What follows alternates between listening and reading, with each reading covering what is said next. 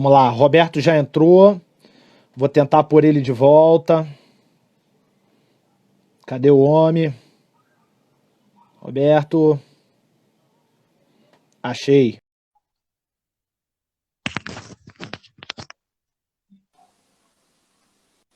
Voltamos, e tá todo mundo voltando de volta para a live. Roberto, a questão dos superpoderes do presidente do Conselho Deliberativo nessa proposta, que é o que supostamente, né, alguns conselheiros têm dado argumentos palpáveis sobre isso, né, especialmente com relação à convocação, né, da reunião do Conselho Deliberativo.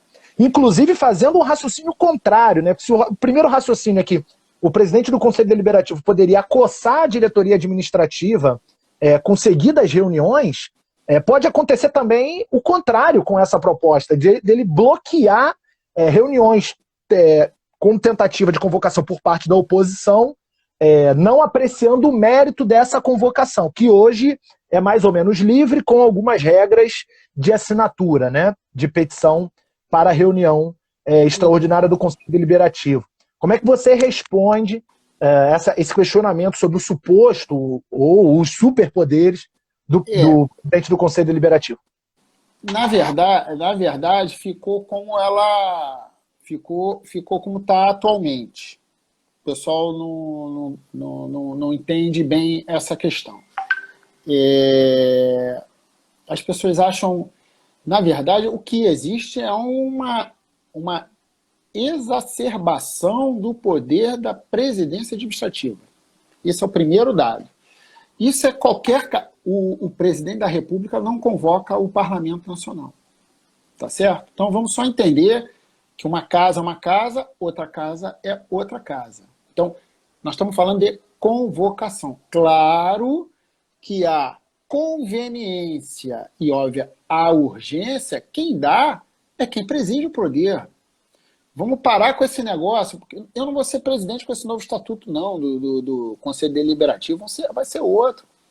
O que não pode é você travar, e é isso que as pessoas têm que ver, é travar a pauta ou travar o próprio procedimento, porque a responsabilidade é muito grande de uma presidência. A responsabilidade ela é grande do exercício da função. Então, ela deve ter uma motivação. Nenhuma das convocações realizadas, elas não tiveram motivação.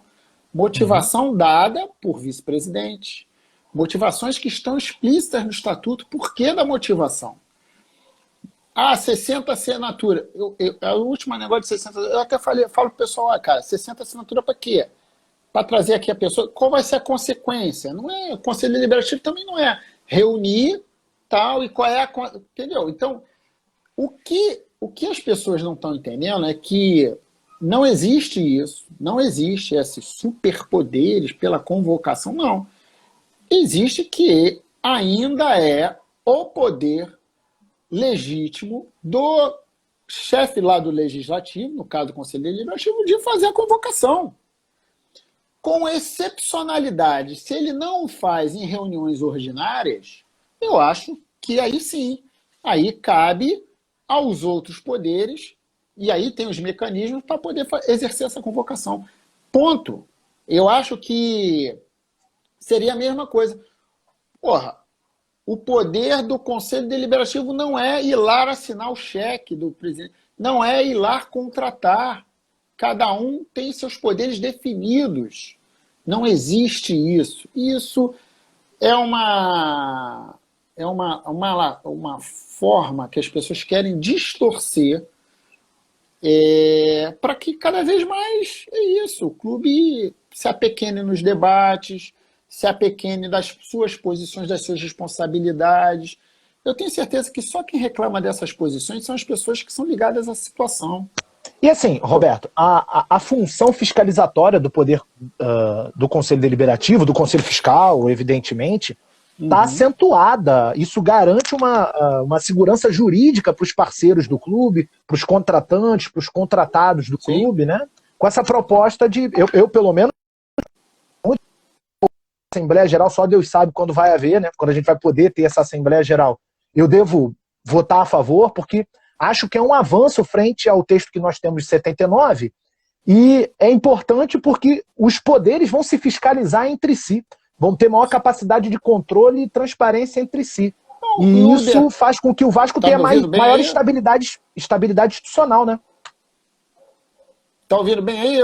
Sim, ouço. Então, beleza. Então, cara, esse estatuto, ele é um estatuto extremamente moderno, não tem esse negócio de superpoder para ninguém, ao contrário, equilibrou bem essas coisas, resolveu o problema tal da herança maldita, né? Que é um tal de todo mundo assinar confissão de dívida quando perde a eleição, rapaz. Então, resolveu a responsabilidade de quem assina. Tem gente que não quer. A gente tem que entender. Quem não quer aprovar um estatuto desse é quem está sonhando ali em ficar com a caneta.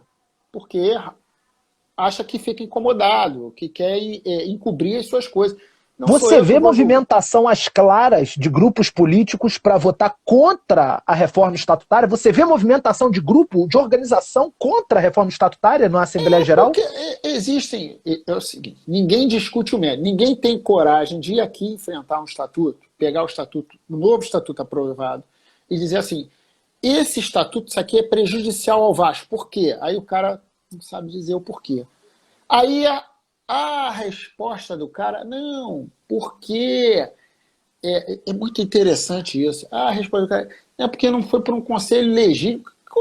Como não, cara palha? Preste atenção. Ao contrário, ele é um estatuto muito mais bem trabalhado quando ele é feito tanto por oposição como situação, porque quem está hoje oposição poderá virar situação, e quem está situação poderá virar oposição.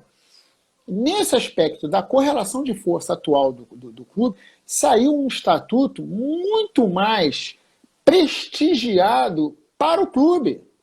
Não saiu com os interesses de proteger dirigente A, não saiu com os interesses de proteção de ninguém. Ao contrário, saiu um estatuto realmente moderno. Então, eu entendo que só quem não defende esse estatuto é quem, primeiro, são duas hipóteses. Quem não quer, porque não quer ser fiscalizado por um instrumento como esse. E o segundo dado é aquele cara que sonha em ganhar e não quer ser fiscalizado. Tem aí uma subjacente nesse cara, que é o cara seguinte, não, como eu vou estar no conselho, eu não vou dar mérito para esses caras, tem uns caras pequenos que dizem assim, não, eu não vou dar mérito para esses caras, porque esses caras aprovaram uma coisa boa, eu não posso dizer que esses caras fizeram uma coisa boa, eu não posso dizer que esse conselho deliberativo que eu estou batendo ao longo de 3 anos, estou dizendo que foi um conselho deliberativo ruim, fez a melhor coisa para o Vasco. Não vou dizer que o melhor para o Vasco é título.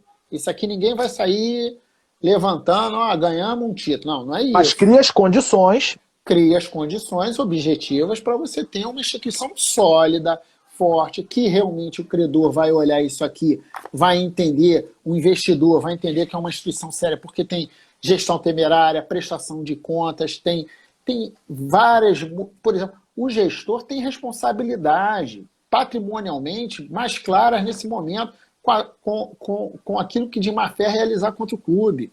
Então, nós resolvemos um problema que está aqui, nenhuma outra, ouso dizer o seguinte, nenhuma outra gestão vai querer aprovar isso aqui contra, assim, eu tenho 120 maioria, por que eu vou aprovar isso aqui? Eu vou tirar isso aqui não me interessa, isso aqui... Então, eu tenho tranquilidade de dizer, e aí o debate seria longo, porque eu explico ponto a ponto e me ofereço para qualquer debate.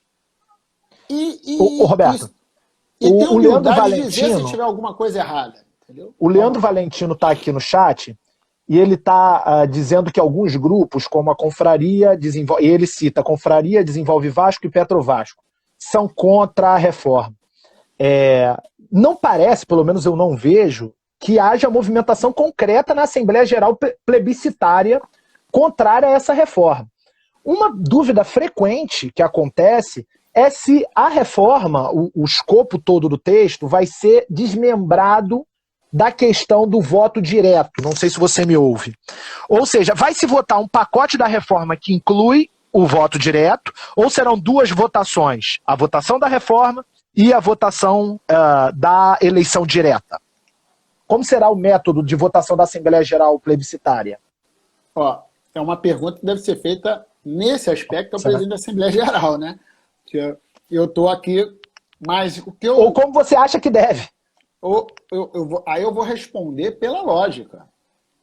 Primeiro, nós aprovamos a eleição direta dentro da reforma do Estatuto. Não tem como. Como é que você vai aprovar algo solto que você não dá as consequências dentro do Estatuto? Porque o pessoal fez uma proposta lá de fora para dentro, que aí é onde eu falo da luta política. Muito bacana o movimento. Quero dizer que é o seguinte, nada contra o movimento do Nova Resposta. Primeiro, não vou dizer nada contra, né? Quanto ao nome, Nova Resposta Histórica foi uma coisa muito significativa para o clube. Forçaram a barra. Assim, não, eu vou respeitar a intenção, entendeu? Porque a resposta histórica foi muito além disso, muito além, muito além. Mas uma nova resposta histórica serve como um mecanismo de pressão e eu entendo essas coisas e acho legítimo, não vou dizer que não seja, acho bacana, não vejo problema nenhum. Só que não pode deixar agora o movimento do qual eu até acho que é legal, ele não pode se deixar ser objeto de luta política. Por quê? Tem gente querendo navegar, dar aquela guinchada nos caras que fizeram, espontaneamente, o torcedor se mobilizou. Aí eles querem montar em cima do movimento com aspecto seguinte, para dizer assim, não, vamos apoiar só a direta contra... Foi graças ao Nova... Eu estou falando aqui, que usem isso futuramente, graças à pressão do Nova Resposta Histórica, que o Estatuto sai com uma eleição direta também. Não foi só a vontade do Roberto Monteiro. Pressionou o corpo de beneméritos. Claro! É isso! É isso que a gente tem que entender.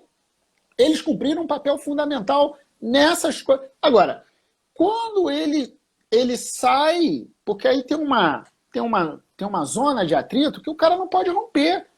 Ora, tem uma institucionalidade, tem uma coisa que deve ser resolvida, que o Conselho tem que passar pelo Conselho Deliberativo a questão de qualquer movimentação de mas o sócio no Código Civil. Amigo, vamos entender aqui o seguinte, caso a gente pare para analisar ficha por ficha, isso não vai acontecer esse ano, o objetivo é acontecer esse ano. Que isso é uma outra discussão em função do coronavírus, que a gente vai fazer até um debate amanhã pelo Identidade, que é esse novo momento da pandemia mundial. Como é que nós vamos nos colocar, como é que a gente começa a discutir no Vasco, como é que vão ser as coisas frente a essa pandemia? Como que a gente vai reunir, como que a gente vai instituir essa eleição direta via estatuto, via um movimento, como é que a gente vai encontrando a solução num debate de vascaínos, bem intencionados, sem ser aqueles oportunistas que querem pegar, todas as ideias vão ser bem-vindas, e a gente começar a trabalhar isso. O problema do Vasco é que hoje está muito fracionado, todo mundo quer ser o detentor de alguma coisa importante, e eu acho que todo mundo tem capacidade de fazer algum nível de contribuição. Sim. Então, esse era um dos pontos da entrevista, né? A gente tem uma pulverização política de grupos no Vasco inédita. Eu fui formado na Guerra Fria, que era casaca contra Muve, Eurico contra Roberto. Hoje é a multipolaridade, é um negócio difícil de você entender, mas ao mesmo tempo, em cada grupo a gente encontra bons quadros, boas iniciativas, gente com habilidade diferente, né? Thiago, eu posso até discordar de determinadas posições, mas eu vou deixar o cara expor a posição dele. As pessoas no Vasco hoje, elas rotulam, como assim eu sou rotulado? Sim. O cara é ruim. Tá, mas, meu irmão, dá pra comer. Aí o cara começa a me chamar no WhatsApp me xingando. Obviamente eu não vou dar atenção. Eu não vou perder meu tempo com isso. Você tá entendendo? Ninguém quer fazer um debate, ninguém quer fazer uma conversa de Vascaíno, entender o seguinte, por que ele tomou essa posição, determinada posição, fulano, determinado, sem escamoteamento da verdade, porque a verdade, ela aparece. Ela aparece. Então eu tenho uma tranquilidade de dizer aqui o seguinte, a gente tem que parar de fazer o debate pela negativa, vamos fazer o debate pela positiva e querer tirar algum algum benefício, eu quero dizer aqui o seguinte, dentro do Conselho Deliberativo, com raríssimas exceções, o debate sobre o Estatuto foi um debate de altíssimo nível, com raríssimas exceções, raríssimas. Quero parabenizar a maturidade do Grupo Sempre Vasco pelo debate. A maturidade ele já é uma pessoa madura, mas o bom senso do presidente da Assembleia Geral de ter pedido o adiamento lá em 26 de dezembro, para a gente não botar logo a direta, esperar terminar a reforma, porque fazer um último esforço nesse sentido. Quero saudar essa iniciativa, saudar a iniciativa do Corpo de Beneméritos, que teve um papel fundamental, porque sem eles não aconteceria a reforma estatutária, na aprovação do Estatuto, de ficar lá em 5 reuniões, sendo que uma delas é passando até de meia-noite. As pessoas se dedicaram ao Vasco para chegar a um processo final. Para a gente dizer assim, e quero parabenizar também o movimento de fora, que foi o movimento da chamada Nova Resposta, respeitoso, que ajudou a pressionar tudo isso. Chegamos a uma conclusão. Não pode agora uma meia dúzia rebaixar o debate, porque este conselho não é legítimo. Esses mesmos que fazem essa discussão nunca fizeram uso da palavra na tribuna do Conselho Deliberativo do Vasco. São pessoas omissas do debate. São pessoas boas de internet, têm aí seus seguidores na rede social, deve ter a sua vida já bem, vamos dizer assim, bem estabilizada para poder se dedicar a isso.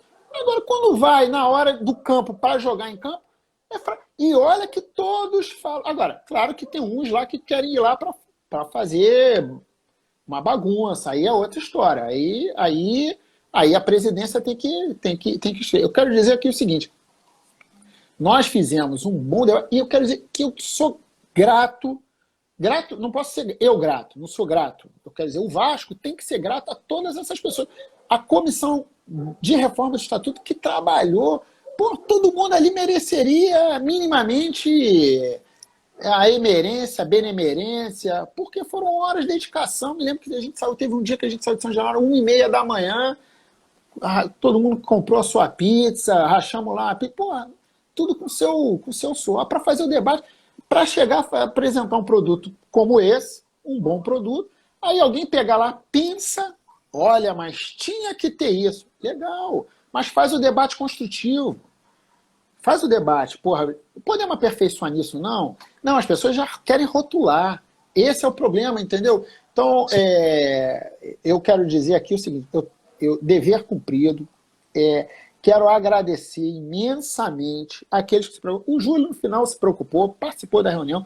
O Luiz Fernandes cumpriu um papel fundamental na reforma do Estatuto. Foi uma pessoa que também, quero dizer também, o pessoal do FUSAR cumpriu um papel fundamental. Eu vou dizer aqui o seguinte, nós temos uns quadros que, independente se são Eurico, se era da gestão do Eurico, que se estava na gestão do Dinamite, rapaz, se essa turma toda se unir, não são esses caras que acham que o Vasco é o modelo deles, do modelo do Bahia. O Vasco não é o Bahia. O Vasco não é a Bahia. É muito maior. Vamos pegar o exemplo positivo, seja do Corinthians, do Flamengo, do Fluminense, do Bahia. Até do Bahia. Vamos parar com esse negócio de rotular. Roberto, posso te fazer uma pergunta? Então eu só quero dizer isso. Eu quero dizer que é o seguinte, nós estamos num momento, agora, paralisado por causa do coronavírus, sim, que aí foi uma coisa que aconteceu. Tem que debater isso com profundidade. Com profundidade e responsabilidade.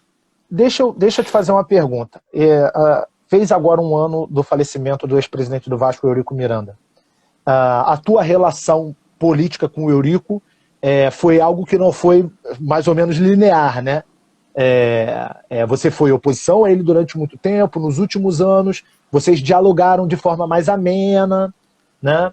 A gente teve uma pergunta do Vinícius Carvalho, nosso companheiro vascomunista, sócio do Vasco de Santa Catarina, que ele fez a pergunta seguinte: o cenário político pós-Eurico, né, com o declinar das forças físicas do Eurico e acaba com o seu falecimento, isso acentua essa tendência de você ter vários pequenos grupinhos, essa pulverização? A gente viveu uma ascendente de ódio, de cultura de ódio no nosso clube muito grande, acaba resvalando em você pessoalmente. Isso eu digo pessoalmente, assim, né? Muitas pessoas me conhecem de Vasco, muitas vezes eu me excedi, a gente acaba embarcando nessa, né? De se exceder nessa batalha e se esquecer que estamos lidando com outros vascaínos. O que você acha que, com essa descendente física e já não mais a presença física do Eurico, a gente pode ter de mudança nessa cultura de ódio e nessa forma de operar política no Vasco hoje?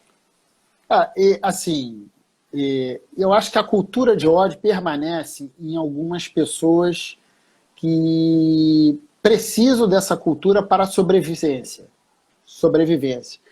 Eu aprendi na minha vida, Thiago, e exercito isso, todo aquele cara que não tem condições de fazer um debate, ele se fecha e ele rotula e ele agride.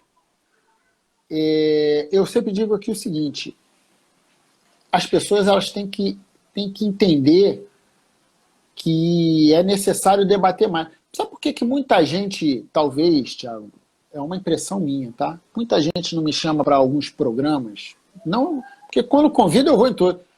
Porque eu pergunto o seguinte: qual é o tempo? Você vai me perguntar em 5... No teu caso, nós não fizemos nem isso. Tu vai me perguntar, é você que vai ser entrevistado para ouvir a tua opinião ou tu vai me entrevistar? Porque se for, eu até topo ir, mas se você vai ter 5 minutos, eu quero 5, porque você não vai falar. Justo. Depois você, né? Então, aí é um direito que eu tenho de não participar. E aí, por que eu estou te falando isso? As pessoas são... Quando eu comecei a falar que o debate é raso hoje no Vasco, porque o debate é raso mesmo. Tem umas pessoas que precisam falar para um público de 15, 16 anos, que eu já tive 15, 16 anos, e respeito isso, mas a nossa mentalidade é a mentalidade ali da paixão, sem a consequência devida das nossas ações. Vamos entender bem isso, porque a gente já passou aí. E esse é o grande público do entorno do Vasco, né? A garotada que fica na internet. Tem um outro entendimento. Acho que tudo se resolve contratando o grande jogador de futebol, enfim, que faz parte também. Mas o Vasco vai além disso. Então, quando essas pessoas... o que eu acho? O ódio, ele baixa, mas algumas pessoas precisam personificar algumas figuras. Então, eu acho... O Eurico foi isso durante muito tempo, né? Foi o máximo, foi o ápice disso. Aí os caras estão tipo assim, olha, o Roberto Monteiro é o chamado o diabo do negócio. Beleza, mas eu não sou candidato a nada nessa eleição. Por quê? Qual é a preocupação? Eu estou pensando aqui como é que eu saio com legado, com a ajuda do Vasco e tal. Não estou preocupado com isso. Vamos escolher o melhor candidato para o Vasco, vamos somar forças para escolher o melhor candidato para o Vasco. Para não deixar esses caras que querem se apoderar, esses caras que às vezes querem ainda tornar o Vasco uma empresa particular, não se firmarem. Eu acho isso importante, fortalecer o corpo de benemérito, mas um corpo de benemérito independente, não é um corpo de benemérito, não é uma crítica isso ao corpo de benemérito. É um corpo de benemérito que tipo o seguinte, porra, o cara é benemérito por quê? Porque ele é o resguardo do patrimônio do Vasco. O cara não pode vender Estádio de São Januário, simplesmente vender, tem que arrecadar tal. Não, peraí, amigo. Tem coisa aqui que foi construída com sacrifício de muitas pessoas. Como é que a gente institucional, né?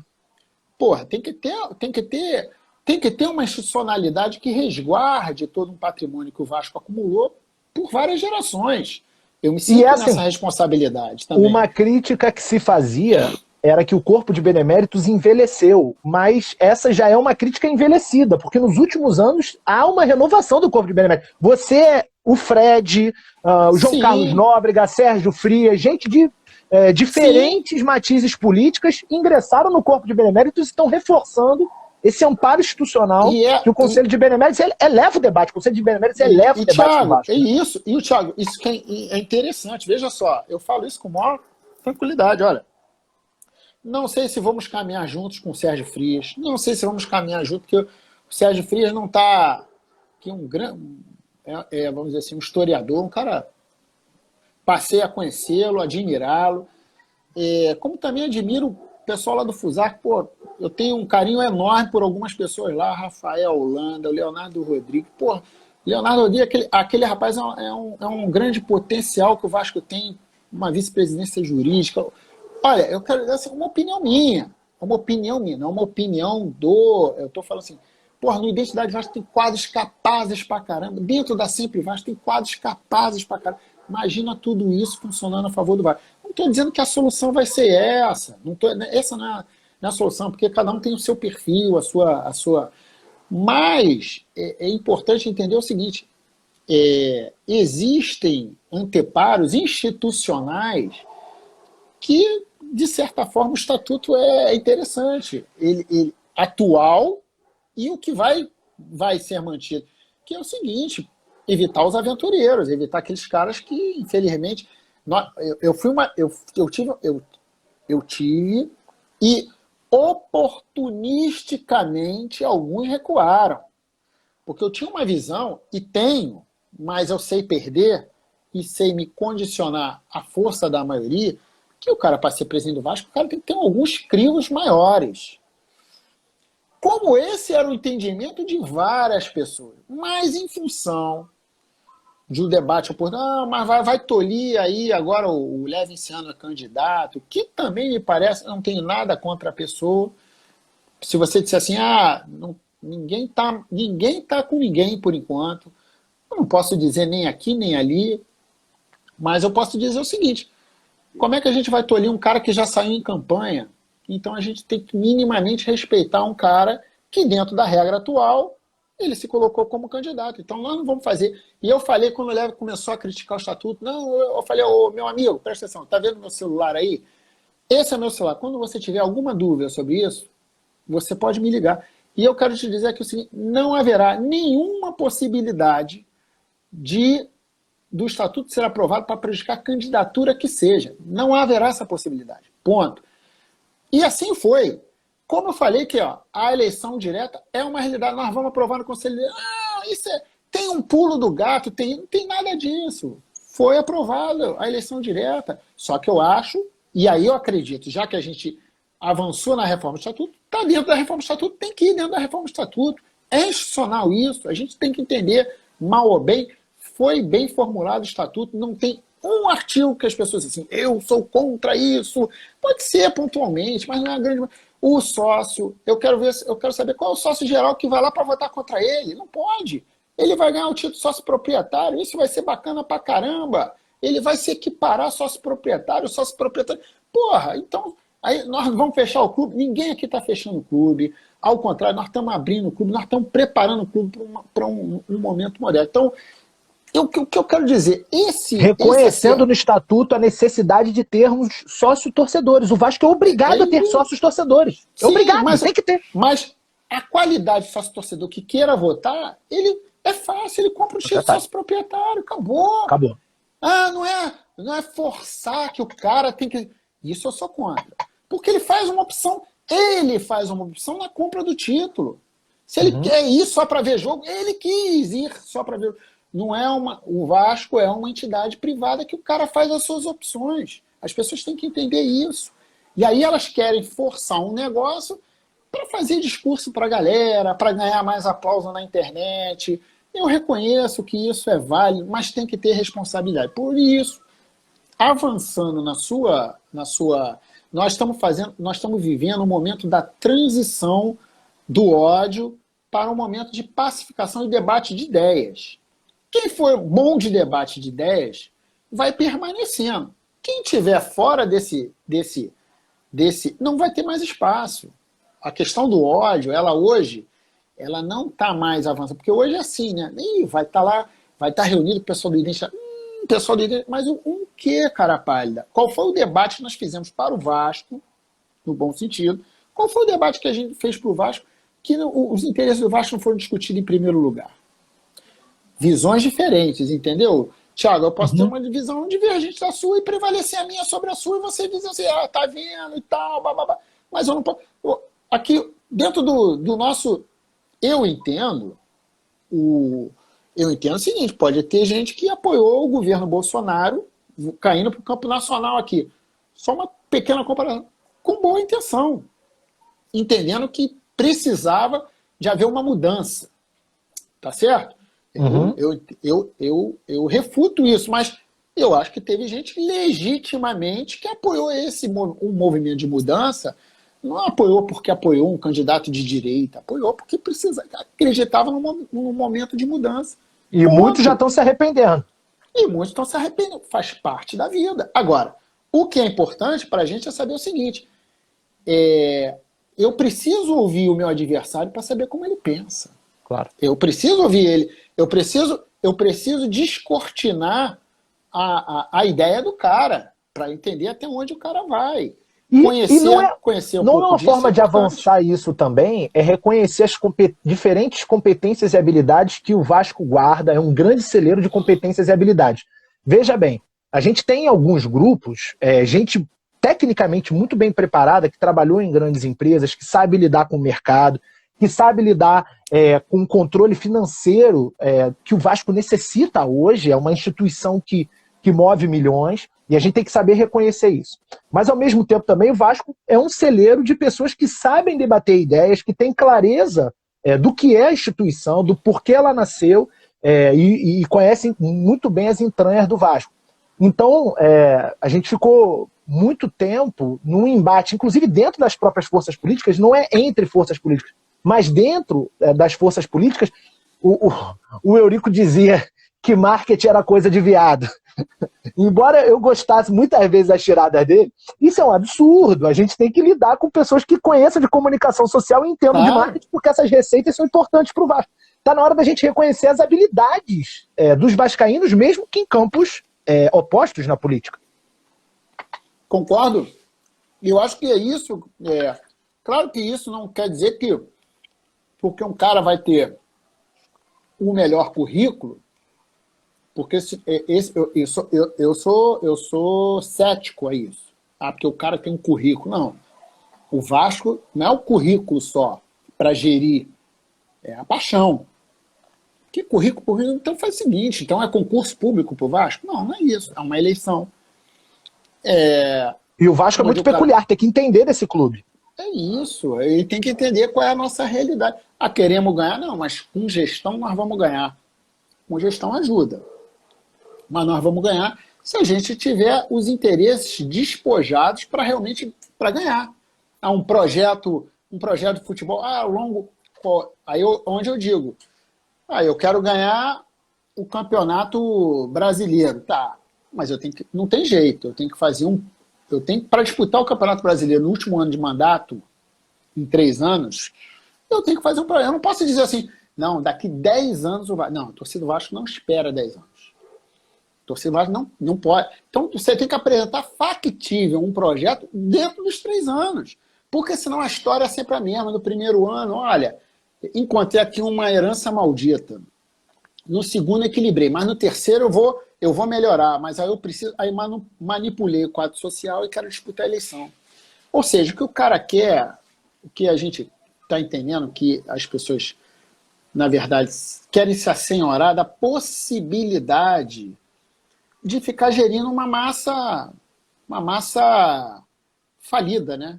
Uma massa falida, não é massa falida enquanto massa falida financeira, não do aspecto patrimonial do Vasco, e material é incalculável, entendeu? Mas Roberto, vamos falar assim, você comenta como um analista externo, mas você, e assim como o grupo que você lidera, não sei se você está me ouvindo, está me ouvindo? Estou vendo. Assim como o grupo que você lidera, a Identidade Vasco, jogam esse jogo, vocês estão disputando eleições, vocês estão no Conselho Deliberativo, vocês estão disputando as ideias dentro da reforma do Estatuto, da possível reforma de São Januário, hoje 93 anos da inauguração do nosso estádio. E as pessoas estão perguntando aqui no chat, e as candidaturas, e o Júlio, e o Luiz Manuel Fernandes, e o Leven, e o próprio Campelo, e quem vai ser o candidato do grupo Confraria Desenvolve Petro. Como que você, na posição particular do presidente do Conselho Deliberativo, do Roberto Monteiro, e de uma das lideranças da Identidade, que tem várias, mas você é uma delas, vem esse quadro eleitoral, e para que lado vocês tendem a fazer força? Eu sei que é difícil falar isso antes da votação da Assembleia Geral Plebiscitária da reforma do Estatuto, mas como que você sente que está se preparando esse ano de eleição no Vasco, que é sempre muito difícil, e como você acha que a identidade, o teu grupo vai se posicionar? Então, esse é um debate que a gente está enfrentando a preliminar ainda, né? Tá enfrentando a preliminar. Talvez a gente estivesse bem aquecido se não fosse o caso da pandemia. A gente entende que isso são dois momentos. O primeiro momento, e aí você tocou bem nesse momento, que é o momento da questão da reforma estatutária. Se isso não é aprovado, a gente tem uma regra de jogo que é uma regra anterior. Essa regra anterior, ela abre algumas possibilidades que a gente tem que fechar. Quais são as possibilidades que ela abre? De acontecer o que aconteceu há 3 anos atrás. Uhum. E aí a gente tem que fechar. Como é que a gente fecha essa possibilidade? A gente vai ter que ter sagacidade política entre os atores políticos para que isso seja fechado. Porque uma coisa era alguém falou, o Roberto aqui não está falando de Eurico, né? Primeiro que eu tenho uma relação respeitosa esses anos todos, eu sempre tive uma relação de muito respeito com o Eurico e muita tranquilidade quanto a isso. Sendo oposição, tá certo? O caminho da situação é um caminho fácil, mas nunca foi esse meu caminho e refuto quem coloca isso. Porque a minha vida prática levou eu dizer que isso é muito tranquilo. Tanto é uma relação respeitosa que eu acho que eu tive o respeito dele não só em 2014, quando fui candidato, em 2017. Eu tô muito tranquilo quanto a isso. Acho que quando isso tem algumas pessoas que estão sonhando com esta possibilidade. Não tem eleição direta e, olha, eu posso, dependendo, faço aqui a segunda chapa, meto 30, tem aqui um corpo grande de Belemere que pode me ajudar. Tem gente que desenha essas coisas. Não acredito que isso vá acontecer, mas é um fato. Então, aí nós vamos avançando. Se isso acontece do ponto de vista na regra antiga, nós vamos ter que fazer uma junção de forças. Indiscutivelmente, nós vamos ter que juntar forças e nem que seja para perder anéis, perder dedos, mas justamente para que o Vasco não perca. Então, quem é que vai polarizar isso? Nós vamos acompanhar isso pelos nossos instrumentos, pesquisa, por isso nós estamos aqui medindo isso. Não tem uma posição hoje de dizer assim, nós vamos com o fulano ou nós vamos com o Beltrano. Isso é papo, para quem quer que a gente queira já avançar nesse papo, isso é para quem tem inexperiência. E pode dizer, eu vou com fulano, eu vou com Beltrano, e depois é pior, porque aí já fica... Vamos com calma, porque ainda tem um joguinho a ser jogado. Tá certo? Vamos, só para... Então, uma pergunta de quem conhece bem o presidente do Vasco, Alexandre Campelo, que eu acho que você deve conhecer bem o presidente Alexandre Campelo. Não, me surpreendeu ele, me surpreendeu. Teve pelo menos alguma convivência com ele por alguns anos. Existe a chance dele desistir da reeleição? Você considera que o presidente Alexandre Campelo desistirá da reeleição à presidência do Vasco? Olha, assim, primeiro que eu nunca vi ele dizendo que ele é candidato. Primeiro ponto. Então, se ele não diz que é candidato, como é que eu vou dizer que ele vai desistir de algo que ele não se coloca como candidato? Isso é o primeiro dado. Ele já disse para você ou para alguém que ele é candidato? Eu não vi. Aí, as pessoas é que falam. Mas é natural que se busque a reeleição. É natural, mas tem um dado ali que é o seguinte, eu ainda vejo com muita dificuldade, porque o processo do Vasco, mesmo no antigo, foi aprovado o regimento interno da Assembleia Geral no final de 2018. Os conselheiros têm que assinar e vão ter que colocar lá os seus nomes, vão ter que colocar... Tem todo ainda um processo de estabilização do cenário eleitoral que não é só a minha vontade basta. Não é só isso. E tem o dado seguinte, né? A pessoa mais rejeitada, indiscutivelmente, do Pacto Social é ele. Então, ele deixar isso, porque tem uma galera que fica no entorno que precisa sonhar com a reeleição dele, para poder ficar no entorno. Ele sabe, se ele não deixar esse sonho existir, as pessoas vão embora. E aí, quando ele for embora, ele fica com medo, entendeu? Aí ele vai ficar com medo. As pessoas vão embora, ele vai ficar com medo. Tanto que ele fez uma aproximação agora, aquelas coisas da política. Essa aproximação agora, eu acredito isso muito mais pela inocência das pessoas que lá aceitaram, por vaidade, do que basicamente uma grande jogada, né? Você considera que o José... Mas... Você considera... vamos ser diretos. Você considera que o José Luiz Moreira foi convocado pelo Alexandre Campelo para ser vice-presidente de futebol do Vasco e acho que, Thiago, opinião do Thiago, acho que aceitou, porque é muito Vasco mesmo e não consegue dizer não pro Vasco em muitas coisas. Inclusive, eu considero que o Moreira contribuiu com o processo de reforma do Estatuto, assumindo a direção do Corpo de Beneméritos. Mas, assim, você acha que o Campelo traz a Luiz Moreira, traz o novo vice-presidente de patrimônio, o André Luiz, para tentar equacionar uma base para a eleição, ou foi porque havia necessidade de gente para tocar o clube nas vice-presidências? Vamos dentro do quadro do momento, né? Qual era o quadro do momento em que ele convida, no caso, Zé Luiz Moreira para participar? Um quadro caótico, um quadro que as negociações que foram feitas já foram feitas, não tem mais negociação a ser feita. Vamos entender, né? Então, eu preciso de sustentabilidade até o final do ano, pelo menos até o final do ano. Essa é uma alternativa. Essa é uma alternativa. Mas assinar cheque já é complicado, né? Assinar cheque junto, esse negócio, responder junto tem que ter... Depois tem o pessoal mais experiente não sabe o que vai acontecer. Mas quando o vice-presidente de futebol torce até para que o Zé Luiz consiga ajudar a, pelo menos, nos tirar da situação caótica, porque, comprovadamente, o presidente não tem capacidade nenhuma de gerir futebol. E não vou aqui dizer se o Zé Luiz tem capacidade ou não tem capacidade, mas já passou por lá. Sim. Então, pelo menos, o caminho de solucionar uma crise, ele pode ajudar a solucionar uma crise. Então, nesse aspecto de vestiário, pode somar e isso pode ter reflexo positivo para que a gente não tenha o desastre. Porque essa era a conjuntura do momento, era a conjuntura do desastre, certo.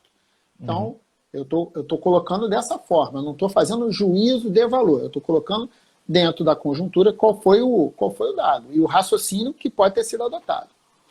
Deixa eu te fazer, assim, a questão de ouro no grupo da Vasco Comunistas. Pode ter aqui alguns telespectadores alguns seguidores que não estão no grupo nosso do WhatsApp. A gente tem 200 vascaínos lá, muitos sócios estatutários, e só se fala no nome do Luiz Manuel Fernandes. Assim, por identificação nossa de Vasco, ideológica, do que ele pensa a respeito do nosso clube e da sociedade, se fala muito do nome do Luiz Manuel Fernandes para a presidência do clube. Como que você vê a figura do Luiz, que não está atrelado a um grupo, nem ao Casaca, nem ao Fusarca, nem à identidade, mas é um grande benemérito com largo diálogo com organizações políticas dentro do Vasco. Eu dou opinião particular minha e que se encontra muita ressonância dentro da Vasco Comunistas. É alguém que eu gostaria de ver à frente do Vasco, como eu gostaria de ter visto o Dr. Pedro Valente ser presidente do Vasco, e não vou me perdoar se eu não conseguir vivo ver o Luiz ser presidente do Vasco. Eu acho que é uma grande possibilidade e eu ficaria muito contente. Como você, como liderança da identidade, vê a possibilidade de uma chapa encabeçada pelo Luiz? Eu sei que é prematuro, mas pelo menos como você vê a figura do Luiz Manuel Fernandes e a sua importância para o nosso clube? Então, eu quero dizer aqui o seguinte, surgiu assim, Luiz Manuel é um bom nome, eu quero dizer que assim, é um ótimo nome, não é um bom nome, ele é um ótimo nome. Eu poderia dizer assim, hoje, dos que estão se apresentando enquanto candidatos, indiscutivelmente, na minha opinião pessoal, é o melhor nome. Ponto. Indiscutivelmente. Agora, o que vai ser avaliado nesse processo é toda a conjuntura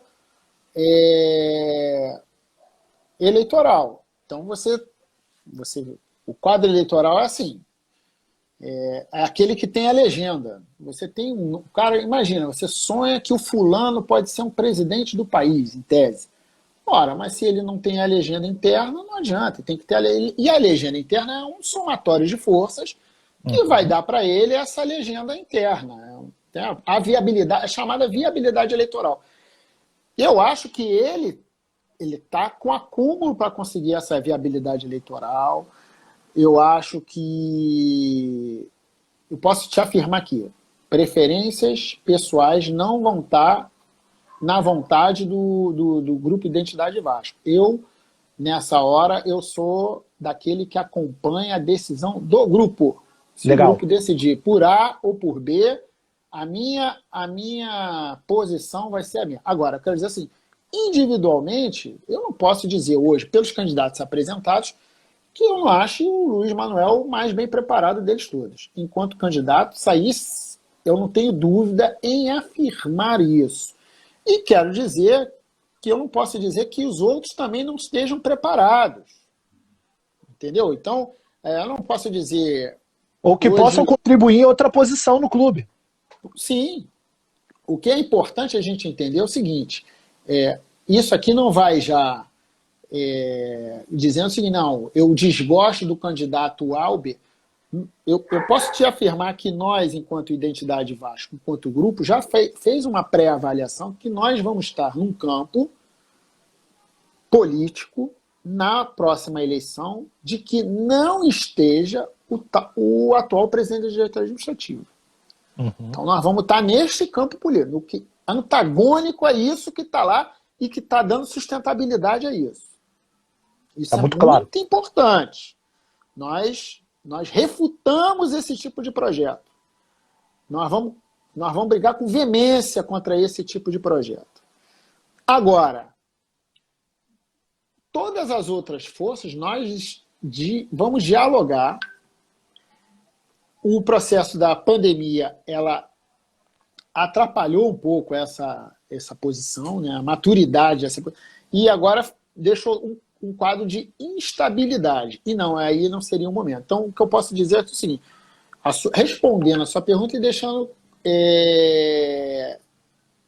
com maior tranquilidade para vocês, é o seguinte, se eu tivesse só minha posição vinculada como sócio, que vai lá votar simplesmente sem um grupo político do qual eu milito, participo, eu olharia com muitos bons olhos a candidatura do Luiz Manuel.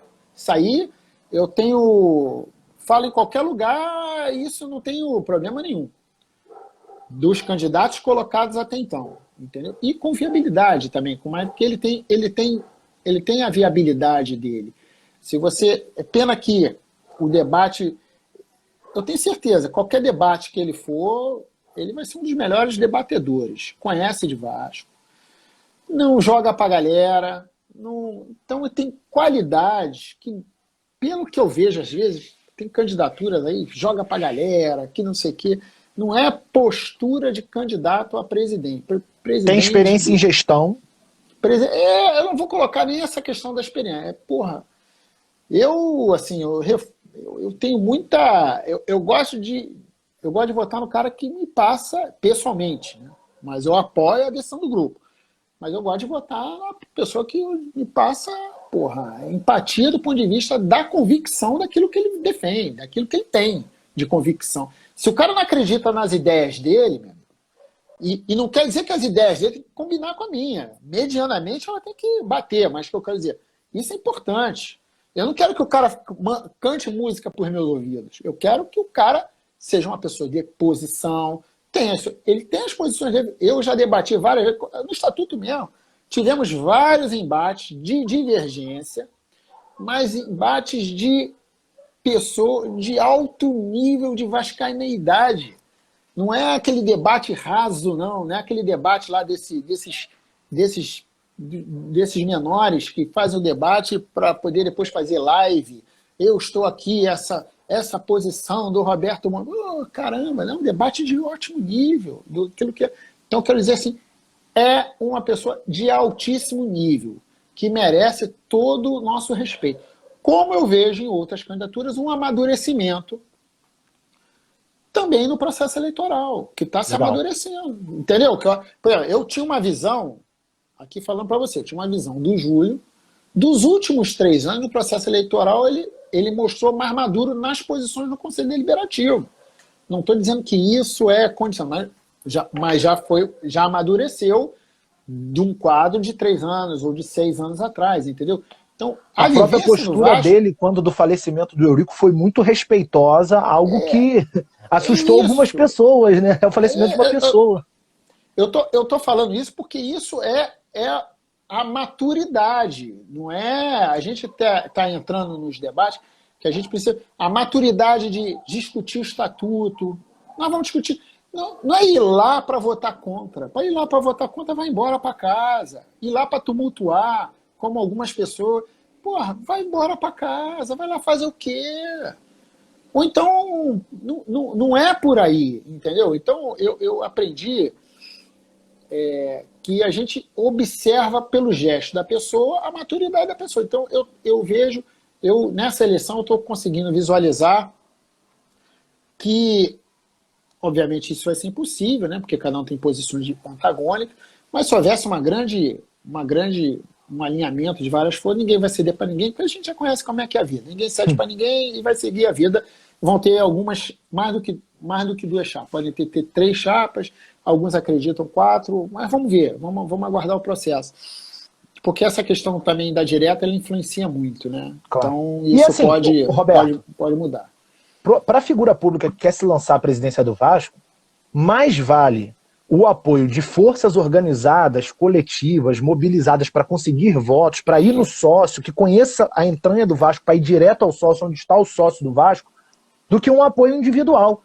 Então faz muito mais sentido a Identidade, o Fusarco, o Casaca, o Sempre Vasco sentarem para debater e escolher um quadro do que simples lideranças indo apontando para um lugar. Eu acho que isso tende a perder força também com o desaparecimento físico do Eurico, né? Embora ele esteja ainda aí sim. em figurinhas de WhatsApp. Deixa eu te fazer uma pergunta para a gente finalizar, porque vai acabar a segunda live novamente, aí é bom que a gente encerra. Você é uma figura que cria polêmica em cima do teu nome e das tuas posições políticas dentro do Vasco, né? Mas parece que uma conversa tete a tete, um debate franco, consegue desmistificar isso. Eu queria que você desse um recado para o Vasco Comunista, para o sócio do Vasco, que faz parte dos nossos grupos, para as pessoas que acompanham as nossas redes sociais, sobre o que você acha que é mais saudável, a forma, o modus operandi que é mais saudável para a gente praticar a política e para a gente participar, ajudar, fiscalizar as gestões do Vasco, para a gente ter um clube mais estável financeiramente, com uma cultura mais sadia, política, com maiores potenciais esportivos para a gente ganhar tudo mesmo. Eu acho que pode fazer parte do teu recado final, alguém que tem uma vivência muito larga da política dentro do Vasco. Como que a gente pode melhorar isso? Como qualitativamente a gente pode dar um salto interno? Então, quanto tempo eu tenho aí, só para não me alongar aí? Só para eu ver, 7 minutos. 7 minutos. Eu não vou usar os 7 para deixar aí a gente trocar ideias aí no final, aí, alguma coisa que possa ter faltado. Mas eu vou dizer assim, o que eu acho que a gente pode... O recado que fica...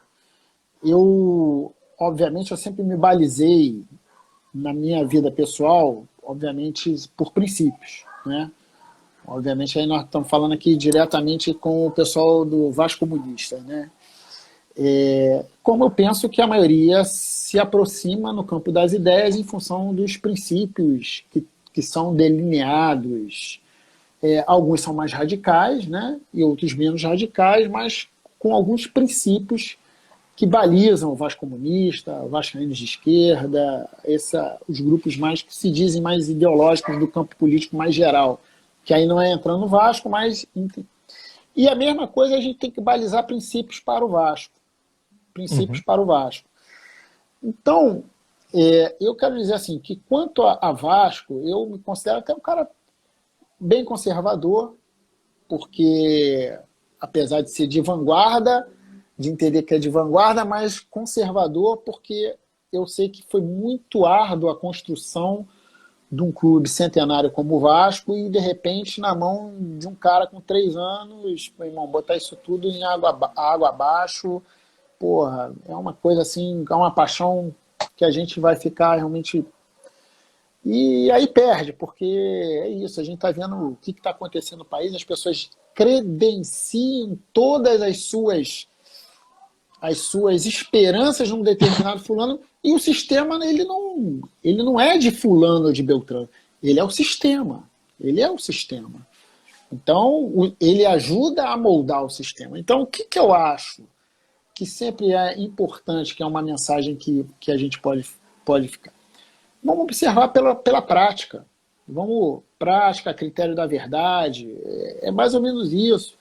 Não vamos só olhar nesse processo eleitoral, e aí eu estou me colocando também como eleitor, né? Não vamos colocar só pelas palavras bonitas, dos milagres. Vamos nos colocar o seguinte, meu irmão, o que eu penso do Vasco?